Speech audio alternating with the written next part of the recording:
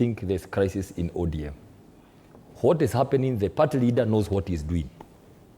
There are people in government who are doing what's supposed to do, defend the government, and there are people like Sifuna who have been sent by Raila Odinga to test the waters and show that they are with the people. If you want to know what I'm saying, look at the 10-point agenda. By December, it will be declared dead, what Sifuna said. They have just, prolonged that time so that the government does not feel uneasy. Number two, Western Kenya never votes for government. Since 1992, since 2002, they always vote for opposition. If there are people who are good in this country and democratic, it's Western Kenya. All along, they have voted for opposition. They have been voting for ODM because ODM has been in opposition. This time round, we are going to bag, the official opposition is bagging all the 5 counties of Western. Or what now we are deciding, which party where, governors, senators, MPs are going to vie on which party, depending on the parties that we are going to ally with in Western. The test will not be in 2027. The battles they are talking about is the Marava. We are all heading there. We are going to take that seat. It is true. Kakamega out of 12 seats, if I'm not wrong, 9 are ODM. That is history. Going forward, we are going to bag all those seats in Western Kenya, just for record. But I can tell you, there is this issue, and Raila is very happy to know that people are pushing, pulling over. There is no crisis in ODM.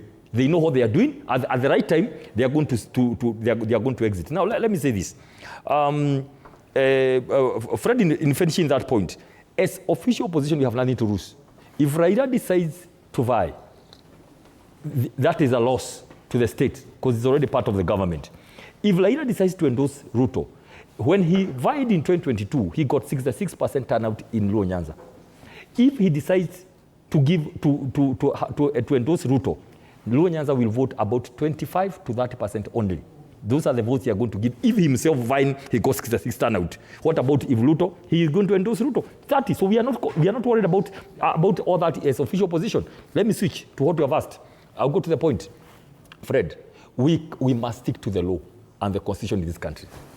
Let me tell you what's going to happen. And that's why we said IBC came in office with a lot of trust deficit.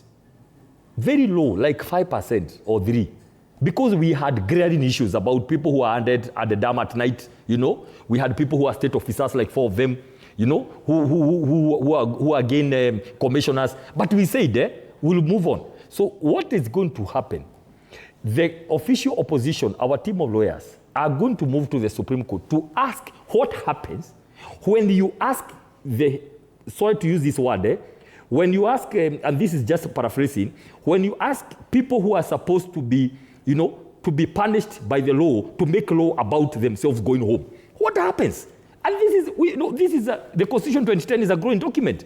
We'll go to Supreme Court very early and ask the Supreme Court, please tell us, where is the Kenyan?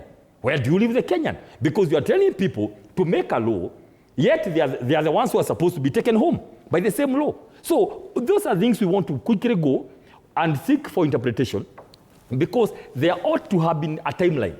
We were looking at the Constitution. There ought to have been a timeline. By this time, this law ought to be in place. It's now how many years? Since 2010. It is not there. So we want to ask, if Kenyans right, and it's in the Constitution, they are given a right to National Assembly to make a law about them going home, they don't, what should happen? These are the issues that already we are talking about as a team of lawyers from our team.